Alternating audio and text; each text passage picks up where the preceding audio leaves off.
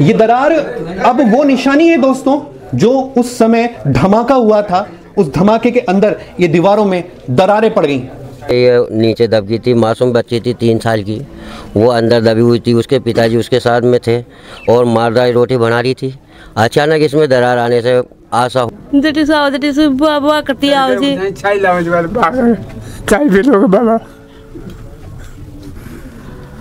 बहुत ही कष्टदायक समय है। मेरा खुद का गला भर रहा है इनकी बातें सुनकर। ये गुड़िया वो कहानी कह रही है कि यहाँ पर कोई छोटा सा बच्चा था, वो बच्चा आज हमारे बीच में नहीं है। वो मासूम 3 साल की गुड़िया, जिया नाम था उसका, और वो आज हम सबको छोड़कर चली गई है।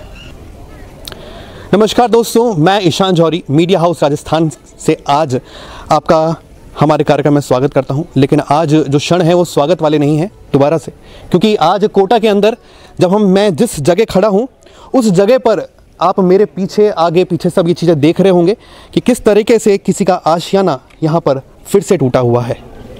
और आज जब हम बात कर रहे हैं तो ये कोटा शहर का कोई पिछड़ा हुआ इलाका नहीं है।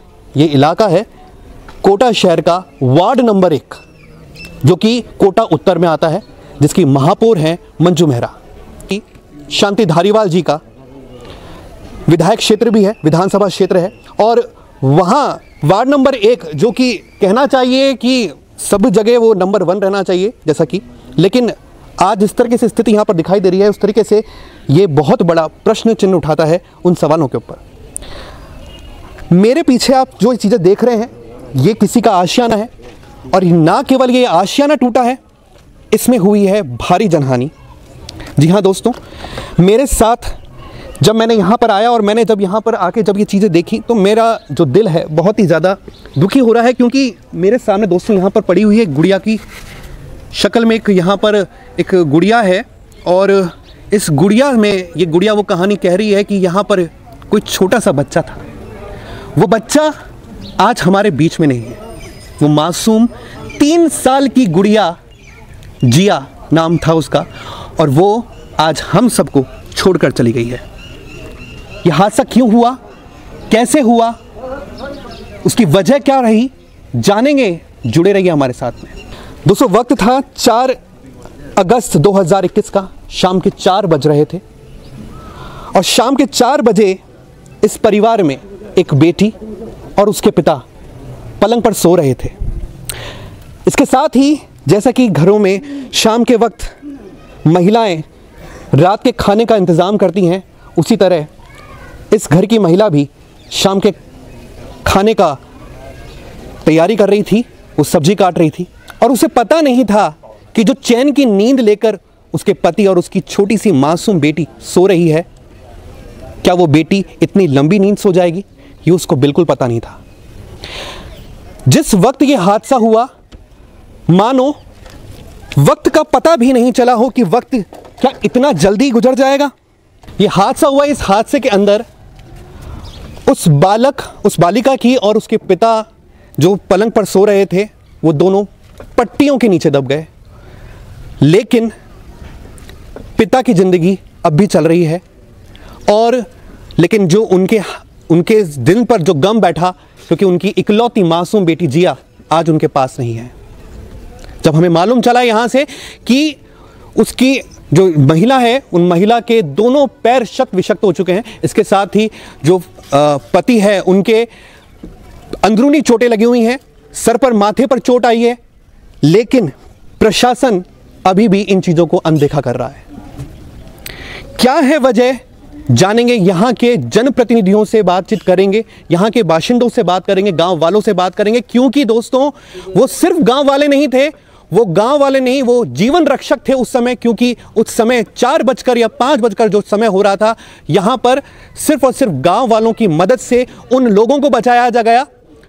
पूरे गांव वाले ये कह सकते हैं कि जैसे हनुमान जी संजीवनी बूटी लेकर आए थे लक्ष्मण जी के लिए, उसी तरह ये गांव वाले भी उस परिवार के लिए संजीवनी बूटी एक तरह से हनुमान जी बनकर उपस्थित हुए। दोस्तों आप मेरे पास यहाँ पर सब चीज़ें देख रहे होंगे। यहाँ पर एक टीवी है, पलंग टूटा हुआ दिखाई दे रहा है मुझे, वो झूला दिखाई दे रहा है, ये देख सकते हैं आप।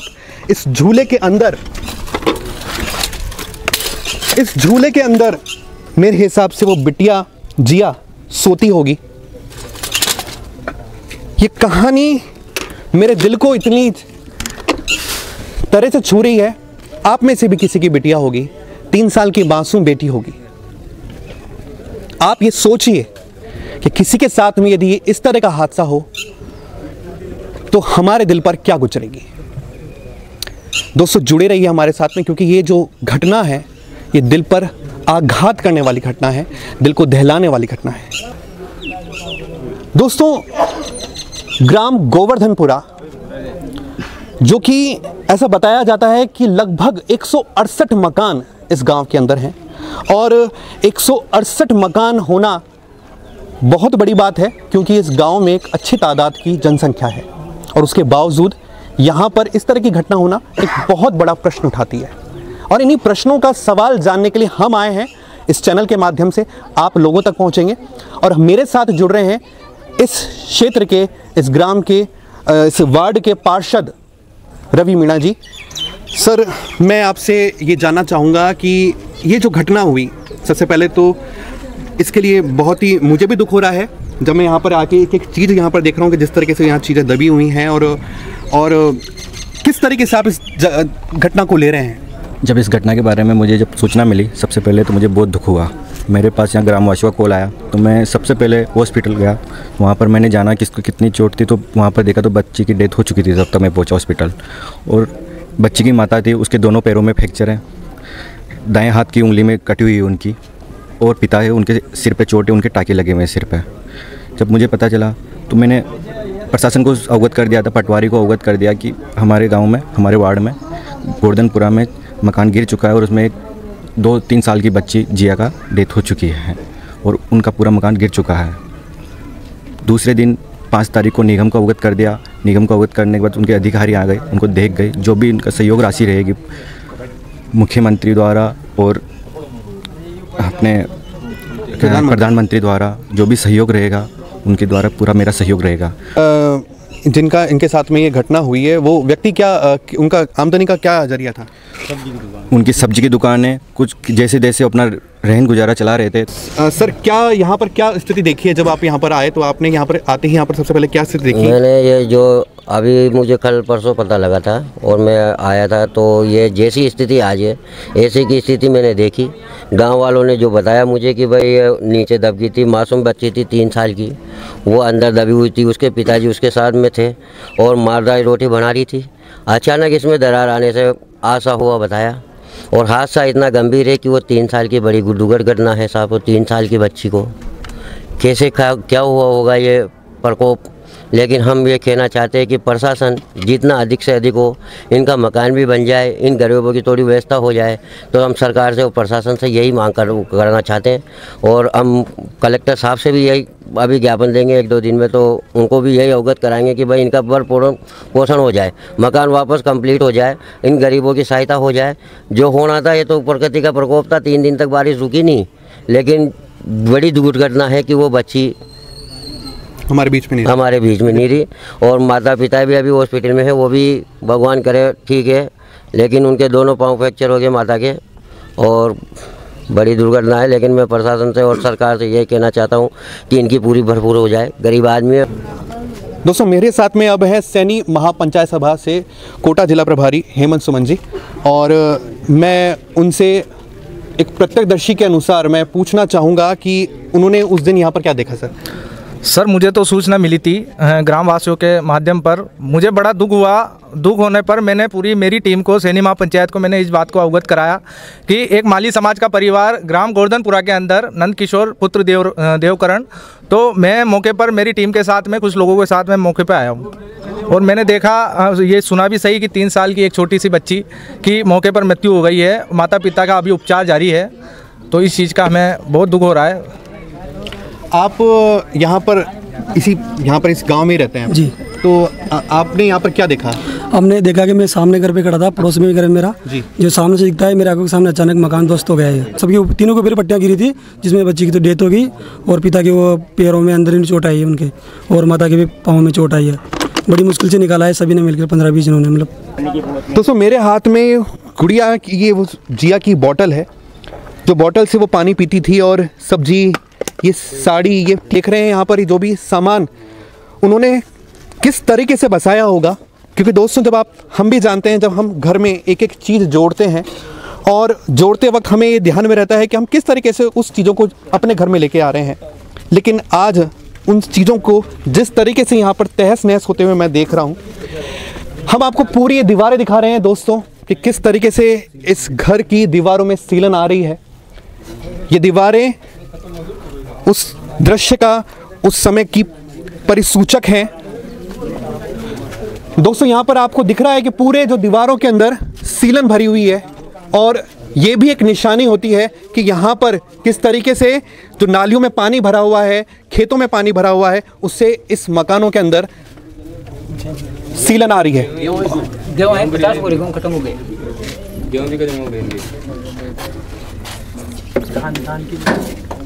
हम बात करेंगे दोस्तों इस परिवार के उन लोगों की जो पास के कमरे में ही थे उस वक्त, और जिनको जब ये पता चला, जब उनको आवाज़ आई तो उन्होंने, क्योंकि 48 घंटे की बाद बारिश के अंदर जब ये आवाज़ आई तो उनको एहसास भी नहीं था कि पास में सो रहे उनके घर में बेटा और जो उनकी पोती है, आज वो पोती उनके साथ में नहीं रहेगी।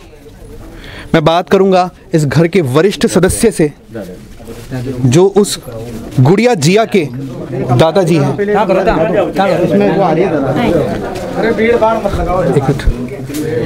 हाँ बिल्कुल दोस्तों, देख रहे हैं आप ये दरार अब वो निशानी है दोस्तों जो उस समय धमाका हुआ था। उस धमाके के अंदर ये दीवारों में दरारें पड़ गई। दोस्तों ये दृश्य बहुत ही विचलित करने वाला दृश्य है, क्योंकि इस परिवार के जो सदस्य थे बहुत ही कम आमदनी के अंदर अपना जीवन यापन कर रहे थे। सब्जी बेचकर वो अपना गुजारा बसरा कर रहे थे, और किस तरीके से जब प्रकृति अपना कहर बरपाती है तो वो कष्ट भी उन लोगों को देती है जिनके दुनिया में, जिनके ऊपर पहले से बहुत सारे कष्ट हैं। दोस्तों ये कमरा भी आपको मेरे को दिख रहा है कि ये इसकी जो स्थिति है, ये कमरा भी कभी भी आगे आने वाली बारिश के अंदर, यदि बारिश इसी तरह लगातार होती रही तो हो सकता है इस कमरे को भी हम आगे शक्त विशक्त इस कंडीशन में देखें। लेकिन प्रश्न उठता है प्रशासन के ऊपर, यहाँ के विधायक के ऊपर कि कब तक इस क्षेत्र की अनदेखी होती रहेगी।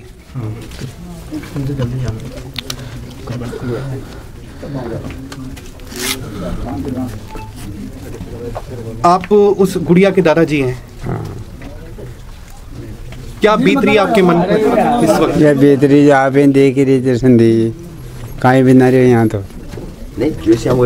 आप जब ये हादसा हुआ आप क्या कर रहे थे?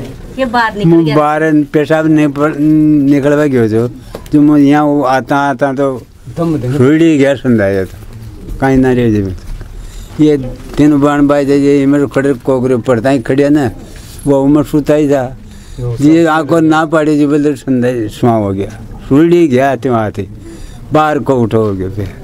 फिर बाहर को उठो तो गाँव उल्टे जो गाँव नहीं ये रहे जो पाया ना, फिर हटा लकड़ ये पट्टियाँ आ रही हूँ, नटा खाड़िया वो तो एक बच्चे तो मरे खड़े, ये का यहाँ पग फाट गया, दोनों पग फाट गया, आंगड़े कट गए, वर्ष भगाना में ये का माता में आगे चोट जो बोले न रे वो गुड़िया आपकी गोदी में खेलती होगी बचपन में?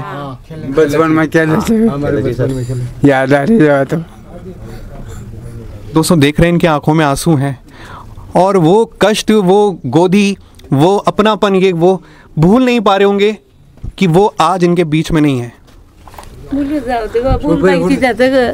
याद आओ तो जोर क्योंकि मैं जटी से बाबा करती आओ जी चाय लाओ जी बाबा, चाय पी लो बाबा। बहुत ही कष्टदायक समय है। मेरा खुद का गला भर रहा है इनकी बातें सुनकर।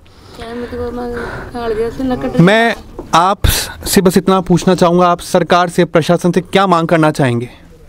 बाबा आप कहेंगे जो मुकाई बताऊँ, जो भी मांग आप करना चाहें, क्योंकि जो जाना चाहिए, जो जाना था वो उसकी क्षति तो हम पूरी नहीं कर पाएंगे। सिर्फ और सिर्फ हमारे चैनल के माध्यम से हम आपकी आवाज पहुंचाना चाहते हैं। वो तो गया जो गया, कहीं कम हो कोई मुआवजा मिल जाओ तो अच्छी बात है। जो गुजराम कर ले कला 5 महीने के जमा भी कहीं कोई मांगोड़े तो ना तो 4 बीघा कंदाड़ी जमीन से जी ब्राह्मण ने कब्जा कर लिया कपड़ा भी 4 बीघा भी वो जमीन कब्जा कर लिया ब्राह्मण ने। वो भी ऐसा ही चल रहा है, वो भी नहीं दे रहे हो, वो भी नहीं दे रहा है या हो रही है नौबत है।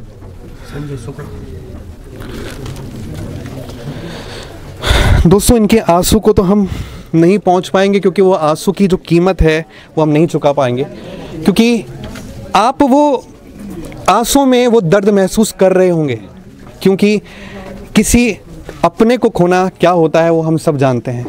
और वो एक मासूम बच्ची जो इनकी गोदी में खेलती थी, सुबह चाय चाय की बोलती थी, वो बाबा के लिए अब की बार चाय नहीं ला पाएगी। लेकिन मेरी प्रशासन से और सरकार से ये गुहार है इन आम जनता की ओर से कि इनको न्याय मिले, इनको मुआवजा मिले, उस जिया के पिताजी को नौकरी मिले, क्योंकि इनके जो मकान की जो हालत हो गई है, अब इनके लिए इन बूढ़े कंधों में अब वो दम नहीं रहा कि वापस से उस मकान को वो खड़ा कर पाएंगे। तो मेरी सरकार से और प्रशासन से गुहार है, इस तरफ ध्यान दें। मीडिया हाउस राजस्थान से ईशान जौहरी। दोस्तों आप मेरे पीछे जो पानी देख रहे हैं, जो सड़क पर पानी भरा हुआ है, ये पानी ही उस मकान के गिरने की वजह बना हुआ है। और जैसा कि मुझे यहाँ के पार्षद रवि जी के द्वारा अवगत हुआ कि यहाँ पर नालियों के पानी का बिल्कुल निकास नहीं है। आप मुझे थोड़ा सा इस बारे में बताएंगे रवि जी की किस तरीके से यहाँ पर इस क्षेत्र की उपेक्षा हो रही है कोटा शहर में? यहाँ पर आज वार्ड नंबर 1 का जो गोवर्धनपुरा गांव है, यहाँ पर बिल्कुल भी पानी निकासी बहुत नालियों की व्यवस्था भी नहीं है। जिस तरीके से यहाँ पानी भरा और ये पानी भरने की वजह से ये मकान दरार आई, तो आप एक वार्ड पार्षद हैं, ऐसा कई और मकान भी हैं यहाँ पर? हाँ। मतलब जो इस प्रॉब्लम को फेस कर रहे हैं। मेरे पूरे वार्ड में जो 4 गांव लगते हैं, बड़गांव, गोवर्धनपुरा, गिरधपुरा, शंभूपुरा, चारों गाँव की स्थिति यही है कि मेरे को आज पूरे 3 दिन हो गए मैं अपने लोअर में घूम रहा हूँ। मकानों में पानी, ऐसी स्थिति है 3-3 फीट पानी भरा हुआ है, ऐसी स्थिति बनी हुई, क्योंकि वार्ड में पानी निकासी है नहीं, न नाली बना हुआ है, न सीसी रोड बने हुए, कुछ भी नहीं बना हुआ। कम से कम अधिकारी कोई भी आके यूँ नहीं देखता भी इस गाँव की स्थिति क्या है। चुके हैं पर कोई भी बजट इस वक्त पास नहीं करते और देख के चले जाते हैं और बोलते हैं कि गाँव में ऐसे ही रहता है। 15 साल से आज निगम में है ये गांव और इसमें कुछ भी काम नहीं हो पा रहा। आज से 15-20 साल पहले जो पंचायतों के जो काम होते थे वही सीसी रोड बना हुआ है, उसके बाद 1 रुपये का भी काम नहीं हुआ। दारीवाल जी रिवर फ्रंट बना रहे हैं, वहाँ पर पानी रोकने का काम कर रहे हैं। यहाँ गाँव के पानी, अपने वार्डों के पानी नहीं रोक पा रहे और इनके वहाँ रिवर फ्रंट में पानी रोकने का काम कर रहे हैं। तो दोस्तों आपने देखा, जैसे कि हम आपसे हमारे चैनल के माध्यम से इतना ही बोलना चाहेंगे कि कोटा में एयरपोर्ट आने की तैयारी हो रही है, लेकिन जो जमीनी स्तर की कहानी है इस क्षेत्र की वो बहुत ही चिंताजनक है। और हमारी सरकार से, प्रशासन से यही गुहार है कि जितना जल्दी हो सकता है इनकी मांगे पूरी की जाए, तथा यहाँ पर जो बुनियादी जो चीज़ें हैं, जैसे कि आप यहाँ पर देख रहे हैं पानी का जो निकास नहीं हो पा रहा है, उस चीज़ को जल्द से जल्द दूर किया जाए। यहाँ पर जो रोड लाइट की सुविधा है वो भी पूरी तरीके से यहाँ पर हमें दिखाई नहीं दे रही है। तो यहाँ के जो लोगों की जो परेशानी है, जो उनकी मांग है सरकार और प्रशासन से, वो इतनी सी है कि यहाँ पर बुनियादी जो ज़रूरत है, मांग है, उनको पूरा किया जाए।